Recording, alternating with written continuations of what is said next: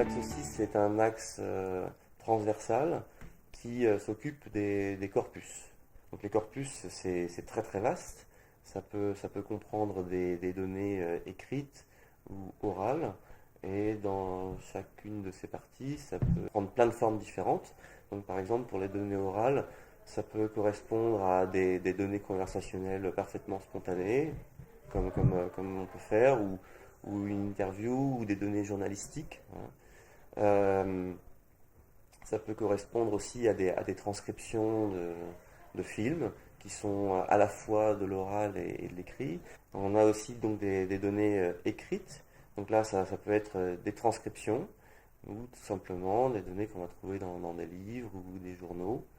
Donc c'est essentiellement l'intérêt de cet axe, c'est de pouvoir apporter des corpus sur des données nouvelles, que ce soit sur le français ou des langues peu dotées. C'est quelque chose qu'on fait très souvent maintenant. Ça permet comme ça de combiner différentes disciplines comme la phonétique ou la syntaxe, différents laboratoires comme le LLF ou le LPP, qui sont à Paris 7 ou à Paris 3 respectivement.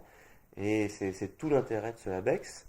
Alors je ne dis pas que ces collaborations n'existaient pas avant, mais ça a vraiment permis de faciliter les collaborations entre laboratoires, entre gens qui se côtoyaient, mais sans forcément travailler de façon approfondie ensemble. Le LabEx a vraiment permis de booster cet aspect-là. Donc, une des opérations emblématiques de l'Axe 6, ça a été la création d'une base de données pour le persan par Paulette Samvelian, qui a permis donc, de mettre en ligne sur une base qui s'appelle PerSpread, de fournir des étiquettes morphosyntaxiques pour le persan, quelque chose qui n'avait jamais été fait jusqu'alors, et tout ça en rapprochement avec l'axe 5, donc sur la morphologie des langues. On a également une base de données pour les langues mandingues qui a été proposée par Valentin Vidrine. Euh, donc ce sont des choses qui sont très appréciables parce qu'elles sont mises en ligne quasiment en temps réel.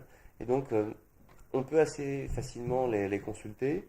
Et souvent elles sont associées à des dictionnaires, à des outils très concrets qui ne sont pas simples aussi des outils comme des dictionnaires ou de la reconnaissance automatique de caractères qui peuvent être utiles, notamment par exemple pour des applications. Ça, c'est quelque chose qui est très à la mode actuellement et qui est évidemment repris en linguistique. Donc, par exemple, le crowdsourcing.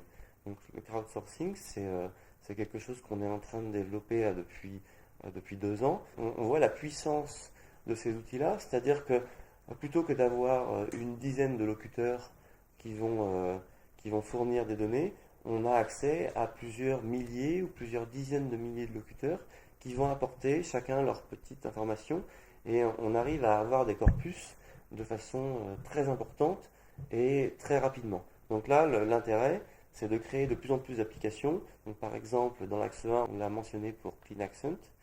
Ici, c'est le cas donc, dans une opération de l'axe 6, de fournir des applications dans plusieurs langues qui permettent à la fois de servir pour les utilisateurs d'une langue, mais qui permettent aussi d'apporter d'autres données. Le futur de l'axe 6, c'est celui que je viens de mentionner, donc le crowdsourcing. Je pense que obtenir de plus en plus de données sans avoir besoin de faire venir les utilisateurs dans les laboratoires, ça c'est quelque chose qui permet vraiment d'obtenir de façon exponentielle des données, qu'elles soient écrites ou orales. On se rend compte que dans la mondialisation actuellement, il y a beaucoup de gens finalement qui ont beaucoup plus qu'une langue première, qui ont aussi parfois, qui n'ont pas vraiment de langue première, c'est-à-dire qu'ils ont voyagé très souvent dès leur plus jeune enfance, qui se retrouvent, contrairement à nous, sans une langue première qu'ils maîtrisent parfaitement. C'est quelque chose qu'on observe de plus en plus souvent. Donc les langues d'apprenants, c'est quelque chose qu'il faut absolument prendre en compte. Se rendre compte que il y a des gens qui ont toujours un accent dans la façon dont ils parlent et on ne peut pas considérer que voilà, on a une façon stéréotypée de produire une langue.